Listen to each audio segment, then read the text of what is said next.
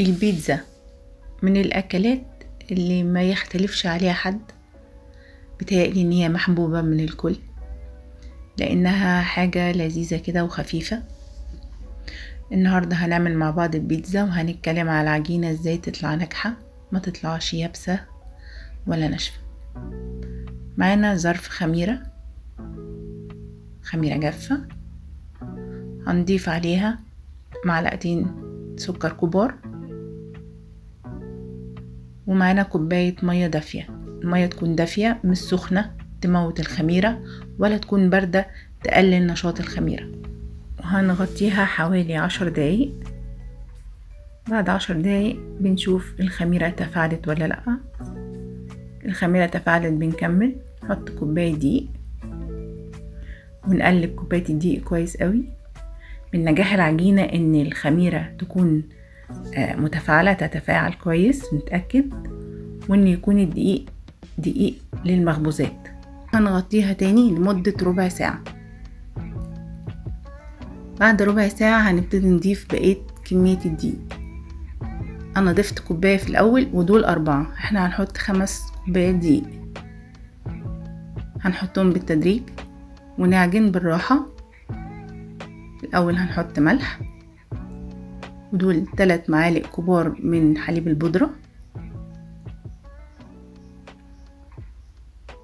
و3 معالق كبار من الزيت.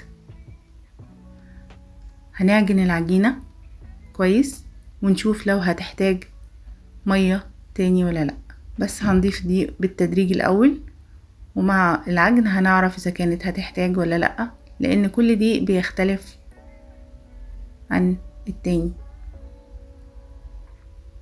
حطينا بقية الدقيق وهنعجن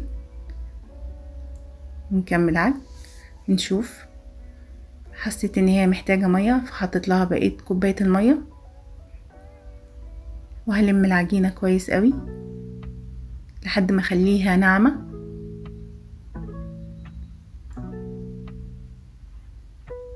خالص كده نعجن كويس لمدة حوالي 5 دقايق، ونغطي العجينة وهنسيبها ترتاح حوالي ساعة. هنا بعد العجينة ما ارتاحت وخمرت بنديها البوكس المتين، بنلم العجينة ونبدأ ده هنحضر صينية مدهونة، وهنبدأ ناخد العجينة هنقطعها كور صغيرة، هنكورها في ايدينا وهنفرد بايدينا، لان العجينة سهلة جدا وطرية فمش محتاجة مجهود.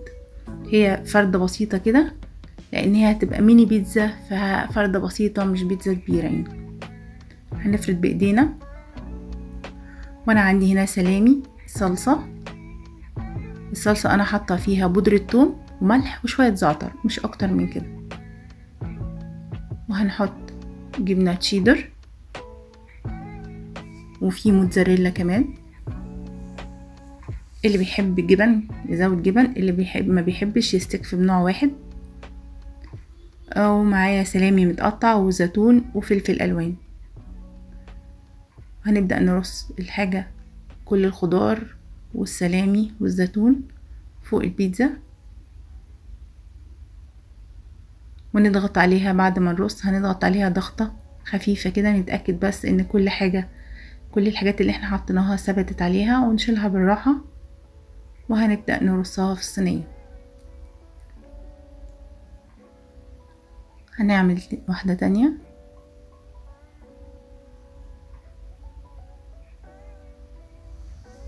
نتأكد بس ان مفيش حاجة بتقع. وبعد كده هنخلص. بعد ما خلصنا رص الصينية كلها هندخلها الفرن على درجة حرارة 150. هنشغل الشواية وهنشغل من تحت. وهنا البيتزا بعد ما خرجت من الفرن هتشوفوها بالجمال ده، طالعة جميلة وهشة، مش العجينة بتاعتها مش يابسة. العجينة سهلة وطرية، تحس ان هي ماسكة قطن في ايديا. وبالهنا والشفا.